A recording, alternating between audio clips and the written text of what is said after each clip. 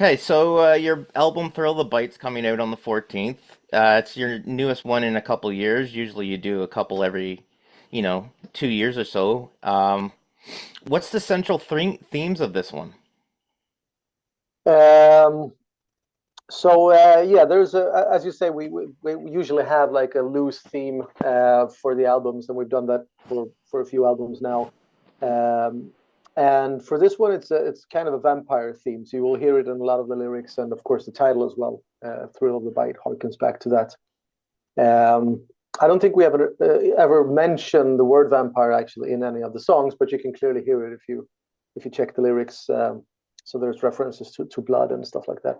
So that's what got us started, and we've tried to keep that concept for the music videos and the the cover the cover art and all of that. So yeah, I'd say that's the theme for this one. And you just recently, a couple weeks ago, was it about a week ago or 2 weeks, that you put out Hunt for Danger, an official video? Can you tell me a little Yeah, bit yeah. about that one? Yeah, so that's a video that we actually recorded a while back, I think in November.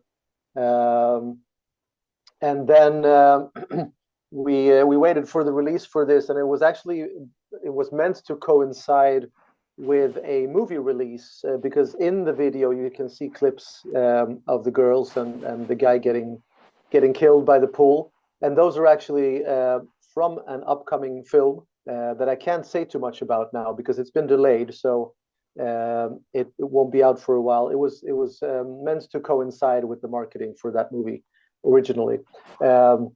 But we ended up using those.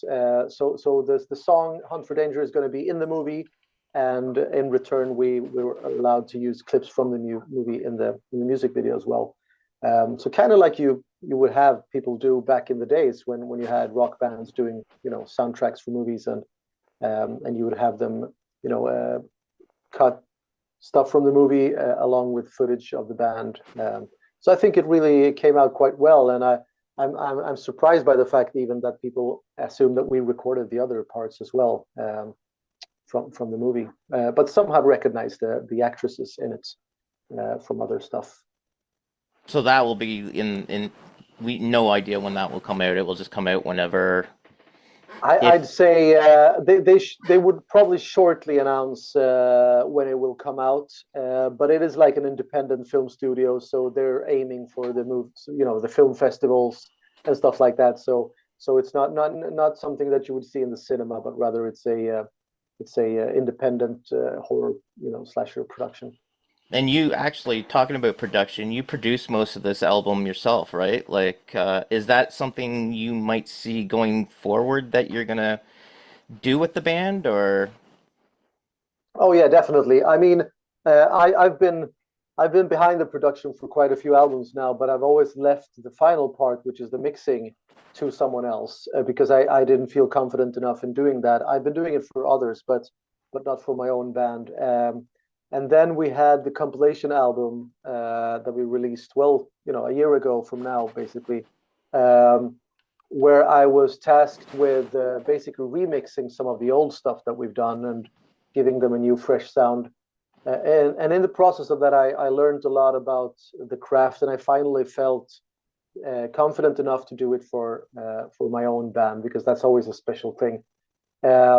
But I think with the result that we have and the comments that we have on the sound and the people are liking the production, I think that's the way to go forward. And we have examples of for example, Eric Mortensen from Eclipse, who does the whole production himself as well. And you get kind of a coherent sound and a coherent idea and a concept all the way from the songwriting, up to the sound and everything. So I think that's probably the way to go nowadays. And um, I see a lot more artists doing it, not just from a financial standpoint, but also because it's an easier way to kind of keep it all coherent to the main idea of the band. well, you can also keep it in-house, and then that way you can release it whenever you feel like it. Release songs when you feel like it too. Like if you want to just release a single, I mean, you don't have to do it. I see a lot of people moving away from the album concept, but I actually Yeah, prefer the. I grew up on the album concept where, yeah, yeah. like 80s and that. Um, who are you a fan of? I never actually got to see any mention of that. I've been looking over a lot of the stuff over the years, but I've never really like who made you want to get into music? I usually mention three songs that I remember very fondly from when I was very young. So I'm born in '82, Yeah. and some of my first memories, musical memories, are um, "Crazy Crazy Nights" by Kiss, "We're Not Gonna Take It" by Twisted Sister, and "Final Countdown" by Europe. So a Swedish one there as well. And I think those three songs shaped a lot of what I wanted to do. Uh, and I had an older brother who was a lot of into that kind of music as well. So he would buy the vinyls and the cassettes to start with, and then the CDs, of course. So I would be subjected to a lot of that through him, and I think from that time on, it's just been I used to say I didn't choose this genre, I didn't choose this music. It basically was fed to me when I was very young. And I've never regretted it in any way. It's just the thing that I've always been into the most. And it goes for other stuff from my youth as well. When it comes to movies or cartoons or computer games or whatever, there is a special feeling around the late '80s, early '90s that I always feel very fondly for. It felt more endearing, I guess, and more personal too. I think without the social medias and that, you felt like it was yours and you could explore it and introduce your friends to it. Now it just Yeah. feels like everybody is doing that, like pretty much everybody knows about it the instant it comes out, I guess. Yeah, yeah. I think there's two sides to that coin because in a way the bands back in those days were also like totally unreachable by fans. They were like, larger than life. You could see them on stage or stand, outside their hotel and scream basically.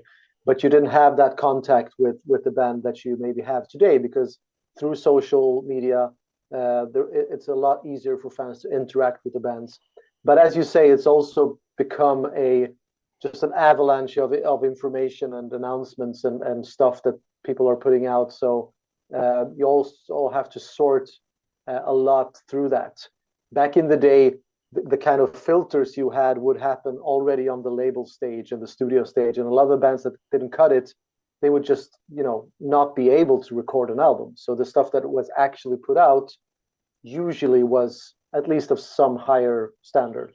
Whereas today, anyone can do anything from their bedroom and put it out on the internet straight away. So as a fan and as a music lover, you have to kind of sort that thing out yourself. And in the end, I think it becomes that you become a bit numb to all of the information that's spread around, and maybe it's even it's got a negative impact on your ability and willingness to find new music because there's just so much of it. So I think there's good things about it, but certainly bad things as well.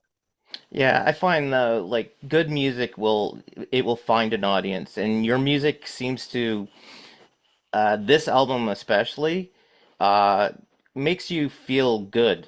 And I think that's the central theme of it. Probably, like, I mean, I know the vampire, but it makes you feel good. It makes the audience happy.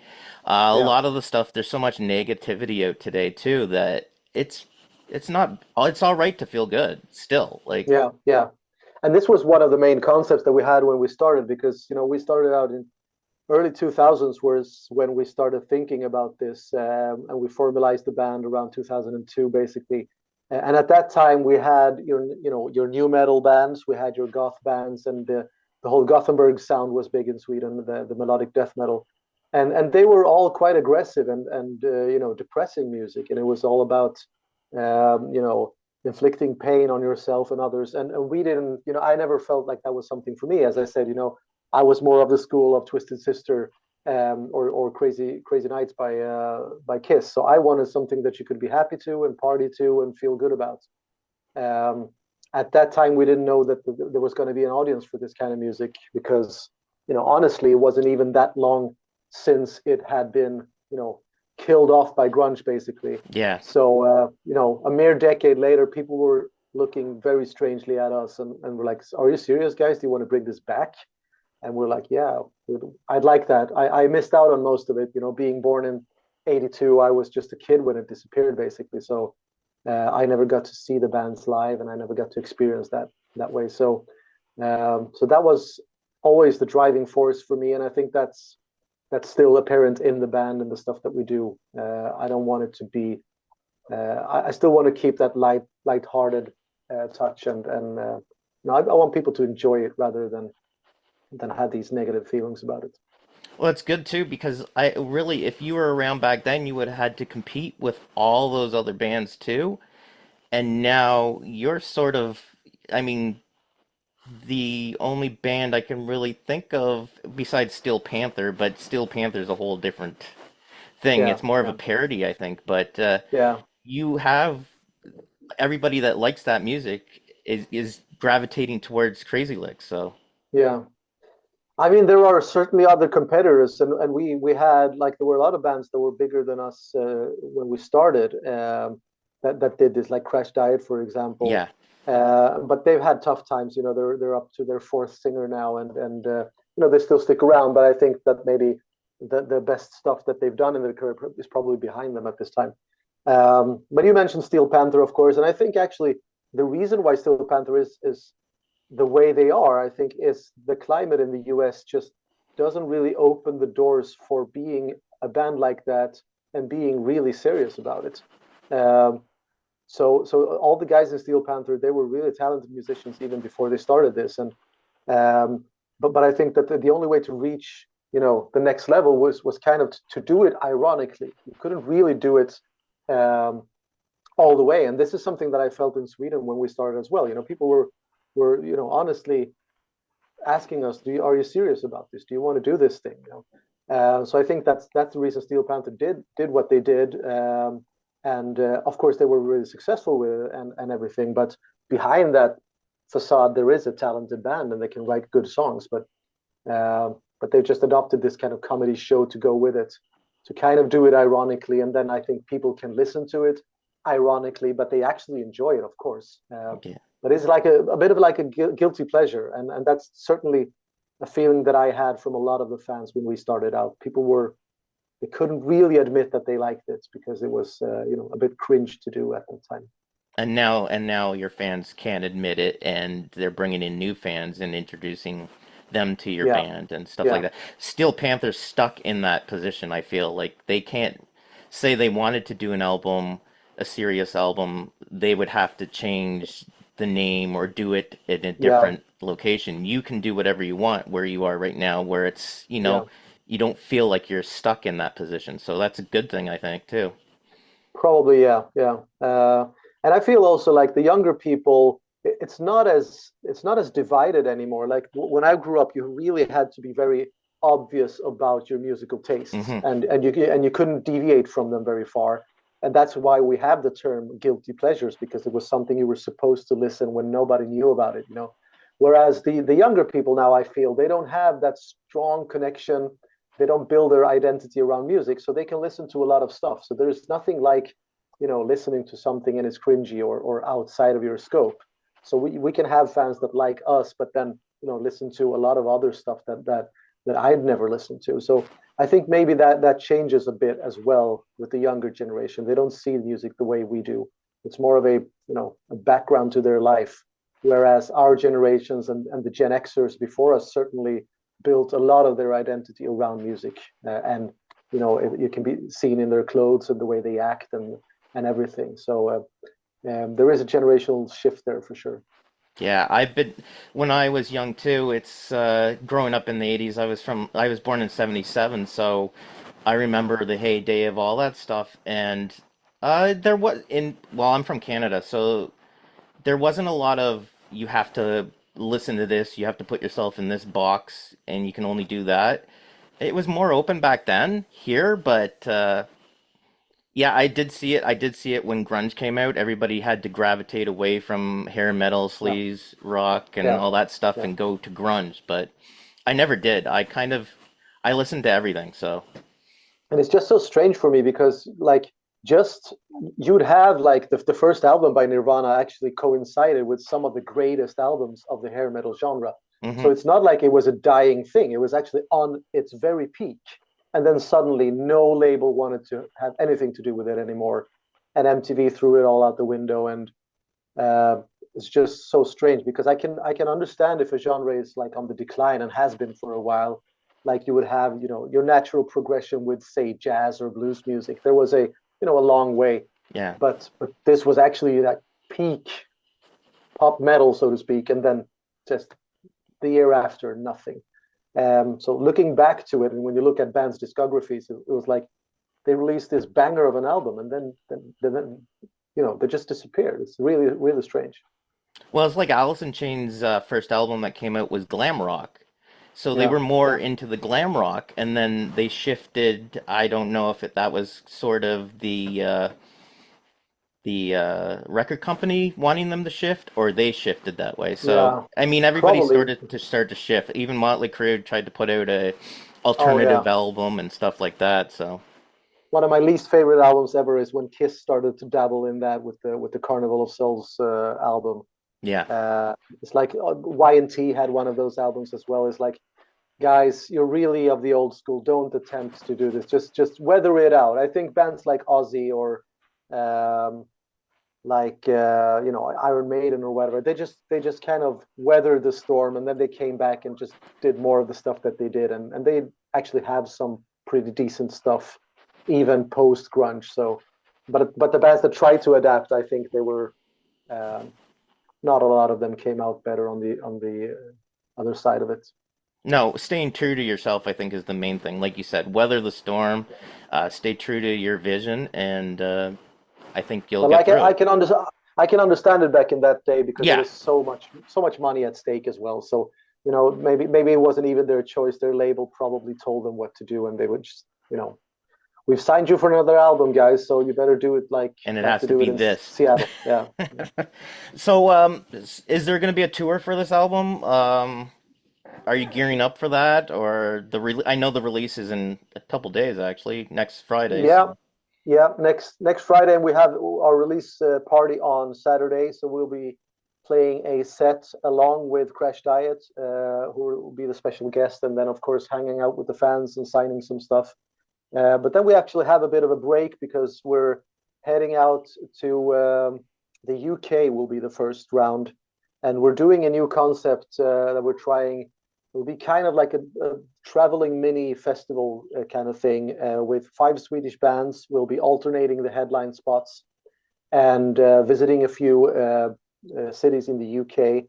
And of course, the margins for playing live recently, well, I would say since COVID, have been quite small, and it's hard to get people to travel and see shows. The economy hasn't been the best, um, so we're trying out this concept instead to kind of bring more value to the tour by having more bands attached to it. And from what we're seeing now, the ticket sales are really, really good. So we're looking at maybe taking this concept and also bringing it to other countries afterwards. So we'll see how it works out. But that's where it starts in the UK, and we'll be starting in early May there. And then we have summer festivals and stuff coming up. So yeah. so we'll be busy. Yeah. Well, perfect. I don't think there's anything else I have to ask you. Is there anything else you'd like to say, or?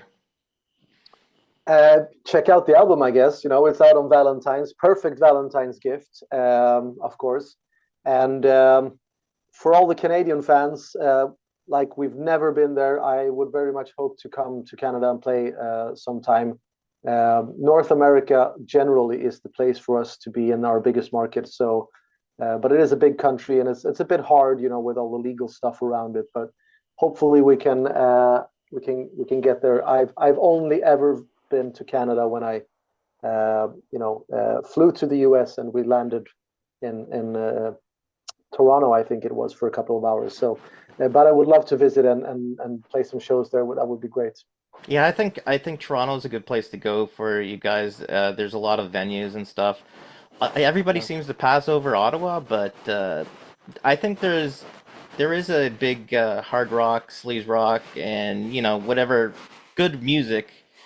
Yeah. Canadians gravitate towards it too. So Yeah. Yeah. No, that would be awesome. Like we don't have any contacts there, so it would have to be for someone to reach out, I guess, to us, a promoter or someone. But we would surely, check it out if there was a opportunity for us to come there. that's one of the places that I still have on my bucket list when it comes to the touring places. The only thing I can say is don't come during the winter because you never know what you're gonna get. So, like, Yeah, our winters have actually changed, so we're getting more summer-like weather, but we're yeah, getting hit with snow now in February, so it's not yeah, the yeah. greatest. Yeah, no, I'm as a Swede, I'm used to it. Like we're in southern Sweden, so it's pretty. The winters are pretty mild here as well. But when you travel, when you tour during the winter in Sweden, like we did a tour supporting Wasp a while back ago, and there was a place where we were supposed to take a ferry, and suddenly the whole ocean was frozen, and we had to break through it. It was actually quite majestic when you saw the whole the ship breaking through the ice blocks and everything. So it can get really harsh in the north, of course. So yeah, I'm used to some of those winters as well. Yeah, I'd say summer's the best. The best. Well, everybody's doing summer concerts and that anyway, so I mean, Yeah, it's a good time to go. Yeah. yeah, Well, for thank sure. you very much. I don't really have anything else to say. I'm gonna buy the album. I want the Yeah, vinyl, awesome. so I'm gonna have to get it off the Frontier site because they don't have it Yeah, locally. yeah. That's the I think problem that's too. the They don't have a lot of your albums locally. I'll go to a record store and say, "Do you have this band?" And they'll be like, "Never heard of it." But yeah, I yeah. introduced them to it, so it's a good thing too. Then they can bring it in and fans can get it. Awesome. Yeah. Yeah, as a band, we always prefer the physical product, of course. And if anyone wants to support us by buying a T-shirt, that's awesome as well. I realize a lot of people will stream it, and that's not a problem. But of course, it means a lot to us if people buy the physical stuff and buy a T-shirt or whatever. It helps us a lot. Yeah, I'm more of the physical. Well, you are too, probably from that time. You want to pick it up, look at it, read through the Yeah, yeah. lyrics and everything. So I like that. Yeah, especially on the vinyl, the big one yeah, with the glossy finish. Yeah, that's nice. I yeah. don't actually have a vinyl player, but I like the feel of the vinyl albums for sure. I just got one, so now I'm addicted again. I mean, Yeah, I had it in the 90s and now I'm back to it again. I have CDs still too, but I prefer the vinyl. It's yeah, much yeah, more, you sit there, listen to it, you look at it, and then you have to get up and flip it over. It's a lot more physical interaction with the music too. So, yeah, yeah, yeah. You're more committed to the listening parts. yeah. Well, thank you very much, and I hope you all the best, and hopefully Yeah, I'll see you sometime in Canada. yeah, sure. Thanks for the talk, man. Yeah, see See you you around. later. Bye. Cheers.